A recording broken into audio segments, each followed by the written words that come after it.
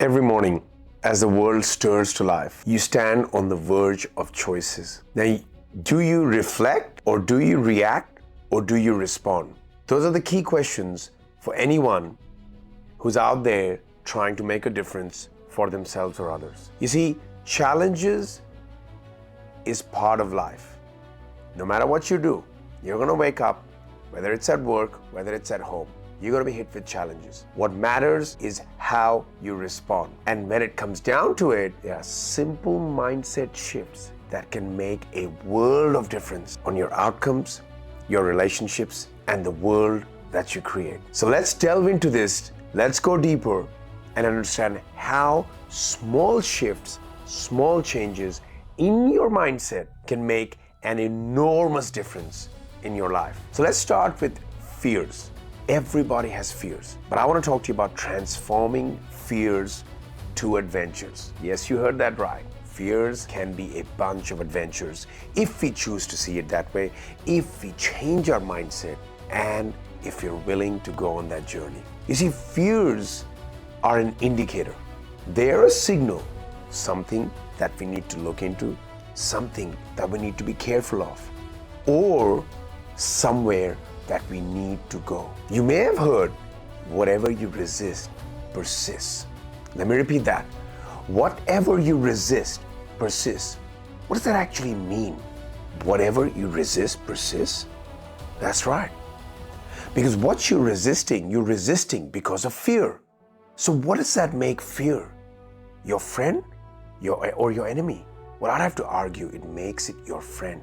Because the thing you fear, if you go right into it, suddenly the level of fear you have and that can decrease exponentially, but also who you become, because that fear is no longer a fear. It's something that used to be a fear. It's something that came to you to drive you, to move you forward. So when it comes to fears, the journey should be about transforming fears to adventures. Let's take an example of Sir Richard Branson. You may have heard of Richard Branson. He is the founder, CEO of the Virgin Group. And one of the things about Richard Branson is that he treated all of his fears as adventures. He went into many businesses. Even today, he has many successful businesses under the Virgin Group. And this is a guy who jumps off a plane to make a point. So what's the difference in him and anybody else who retreats in the face of fear? Who thinks that fear is out there to get us, to get them? According to Dr. Carl Albrecht, a thought leader in organizational development, there are really 5 fundamental fears that people face. Fear of extinction, which is the fear of annihilation. Fear of mutilation, which is the fear of losing any part of our precious bodily structures. Fear of the loss of autonomy, which is the fear of being immobilized, paralyzed, stuck, trapped, overwhelmed. Fear of ego death, that is to say the fear of humiliation, shame, any other way of profound self-disapproval. And fear of separation, which is the fear of abandonment and rejection. While all these fears had their evolutionary purposes, in modern day, in the way we currently live, most of these fears appear in non-consequential matters. Let's take a look at the fear of public speaking. As you might have heard, the 2 biggest fears that people live with is the fear of death and the fear of public speaking. Fear of public speaking, which is standing in front of a group of people. This is not the fear we were born with. So that suggests that below that fear is a fear potentially of self-disapproval. So in summary, we ought to look, the more we can look at our fears as our friends, as fears as signals, look at our fears as somewhere we need to go, and as adventures, as areas that we can learn from, that we can grow from, that we can become more, then we have a completely different relationship with fear, and it allows us to increase our awareness, our consciousness, our ability to tackle greater complexity problems, the better your outcomes will be. So it may sound like a minor shift, but it's a profound shift when it comes to your mindset. Now let's look at the next area in this, the next mindset shift, comparing yourself to others. You see, a lot of people, especially in the age of social media, are becoming conditioned to comparing themselves to others. But there's a big issue with that. Everyone has their own unique journey. And when it comes to our own journey, comparing ourselves to others is like comparing apples to bananas. Because we don't know the background. We don't know what that other person went through. We don't know what level of true happiness that person is experiencing. Let's say the example of two people, Sarah and Alex. Say Sarah is in a corporate job, she's a hard worker, and she's putting all this material out on social media, the conferences she goes to, the fun she's having, the life she's living. And let's take the example of Alex, someone who used to work in the corporate world, but he's now, at some point, he decided that he wanted to do what his heart truly wants. He may not be putting all of that out on social media. But if he fell into the trap of watching Sarah's life and comparing her life to his, he may lose the true reason why he did what he did. And that is a growing problem for a lot of people. And I think there's never been a more important time in history for us to take back our power, go deeper with ourselves, understand why we're doing what we're doing, understand who we are, so that we don't have to compare ourselves with others. Because comparing ourselves to others is the fastest, most surefire way of complete dissatisfaction with self. I know I've been there, and I know that getting out of that was one of the most profound things I was able to do for my life, so it allowed me to move in the direction that is true to me, that is meaningful to me, so I can create the life that I want and do the work that I've always wanted to do without fearing how I'll be looked at, how I'll be judged, whether my life is better than the others, whether I'm good enough. Because ultimately, if we do not stop comparing ourselves with others, no matter what we do, no matter what we achieve, no matter how we show up in the world, we will always feel inadequate. And I can tell you, that is not a place you want to be stuck in. So if that's you, stop all comparisons starting now. All right, let's look at the third really powerful area when it comes to mindset, and that is being flexible. You see, there is a law, the law of requisite variety, which says the person or the system with the most flexibility will control the system. Now, it's not about controlling, but it's about controlling our outcomes. See, when it comes to progress, when it comes to doing the things we want to do, when it comes to achievement, nothing will help you more than being flexible, being open-minded, but also being open to changing things. You see, people say, don't quit, never quit. And that's good. I think there is a lot of legitimacy to that idea. However, and this is a big however, what is even better is knowing when to quit. That is to say, when to change. Let me give you an example of someone who does a 5-year college degree. They go to college because that's the course or the studies they wanted to do, the person they wanted to be. Let's say they go into pathology and they come out of college with flying colors and now they're a pathologist. They feel great about it, they go and get a job or they start their own pathology practice.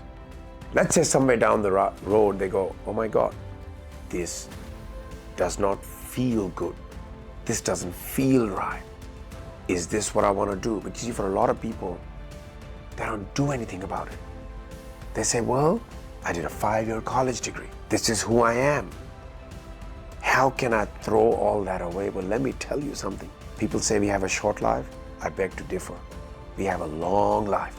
Long enough for us to make changes, for us to do new things, for us to accept new ideas, for us to make changes. Because that, if you go back to my last point, the more we treat this journey as an adventure, the better it will be. So when it comes to quitting, or when it comes to changing, the point here is remaining flexible. According to Dr. Carol Dweck, who wrote a book called Mindset, there are two kinds of people. One with fixed mindset and the others with a growth mindset. You see, people with a fixed mindset believe, and they truly believe it, that things cannot be any different. That what I know now is how it's always going to be. That I cannot get new skills and attributes. If you look at the stories of some of the great founders in history, the founder of Walmart, the founder of KFC, these big organizations, many of them had careers, many of them had things they did in their life, but at ages like 40 and 50 and 60 and even 65, they made a complete change. Now imagine them having a fixed mindset. Imagine them believing that they cannot change. How on earth can they create such big organizations with that thinking?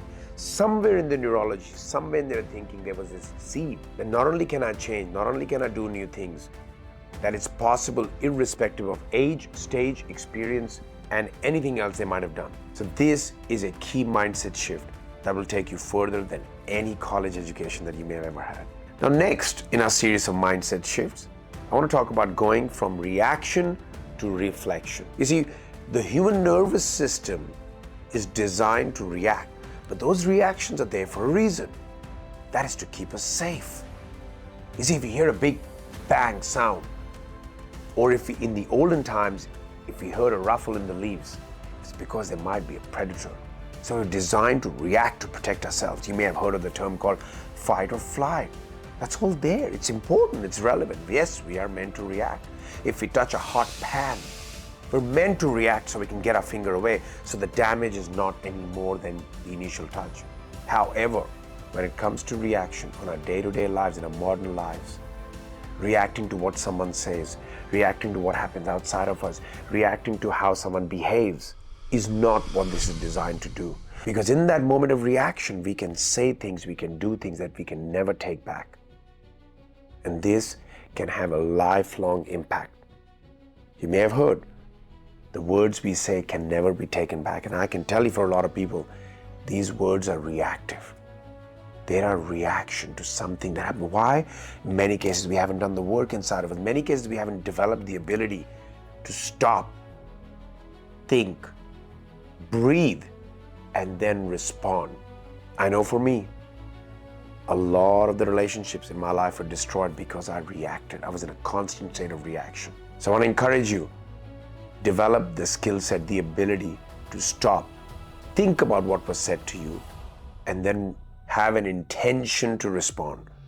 That, my friends, is the act of reflection. Because when you give yourself that opportunity to reflect and respond, you bring in more choices into your life. Next in our series of mindset is forgetting our ego. You see, what is the ego? What is the ego? Ego is how we identify ourselves. Ego is what we get fixated with, what we get tied up to, what we say who we are. Ego also includes our fears, and it also includes our desires. Now, while ego is a necessary part of the human psychology, it can become an issue for us. It can become a big problem, and that is all we operate from. And by the way, letting go of your ego does not mean diminishing your self-worth. According to Dr. Wayne Dyer, an internationally renowned author and spiritual teacher, when we act only from our ego, we have no room left for humility and open-mindedness. As you would have heard in the rest of this video, nothing will take you further than having an open mind, and that includes having the humility to look at different perspectives, to look at a different position, to understand, to empathize. And none of that is, by the way, possible when you're operating only from the ego. So forgetting your ego when required is an important part of moving forward and having the kind of mindset that makes you a bulletproof personality, someone that others want to hang around with, someone that others want to do business with, and someone who is more likely to get out of any rut and be able to get themselves out of states of stuckness. And last but not the least is the ability to move from passivity to productivity. Now, let me explain these two. You see, passivity is about being passive. It's about being non-intentional. Non-intentional. It's like, this is what it is. This is what's happening around me. This is what my life is about. And this is all I can do. Let me repeat that. This is all I can do. Because I'm not an active participant. I'm a passive participant in life. I know I've been there when I thought that it's the people, the situation, even the geography that determine what is and what is not possible for me. You see, this is a passive state of living. Moving into productivity is about taking control. It's about having intention. It's about going from being a consumer to a producer. Let's take the example of Benji. You see, Benji works hard. He has a job and he runs this story. He comes home from work and he goes, you know what? I'm home now. I gotta have some fun. I gotta rejuvenate myself. right? I also need time for me. So he picks up the computer or he puts on the TV, he either goes on YouTube or Netflix, and he feels this sense of relief on a daily basis. And that's the life for many, many people. It's almost like they're rebelling against what is, which is that they go to work, and they develop resentment because there is a part of them, there is a desires they have that they are not being active with. Now, if Benji came home, and let's say he has an interest in art, and he decides that starting with twice a week, instead of switching on the TV or the computer, he's going to pick up his art equipment and he's going to start the process of practicing his art. Week 1 may be a conscious manual effort, but by week 2 and week 3, he will start to feel a sense of rejuvenation, and his results even at his workplace will improve. Why? Because he engaged in something intentionally, with passion, with purpose, and something that he can call his own. That, my friends, is about moving from passivity, then being an effect of what is outside of us, to moving to cause. Let me repeat that. You can either be at effect of what's happening outside of you, or you can realize that everything that's happening outside of you is a result of a cause that is within you. So as you listen to this, I want you to write down on a piece of paper, I am at cause. Because when you are at cause, whether it's true or not, when you decide to be at cause, you suddenly step into productivity. You're now a producer, because when you're at cause, you're able to go within and find the reasons, find the resources to move forward in your life.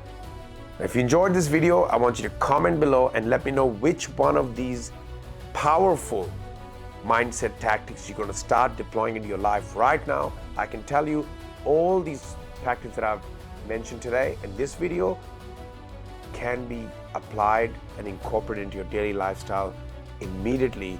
The decision is with you. So share with me in the comments which one you're going to apply, how soon you're going to apply it, and ask me any questions, and I'll be more than happy to respond. I'll see you in the next video. If you're struggling with your mindset, with your situation in life, I want you to look at this video where you're going to get more details, more insights on how you can go about making changes into your life.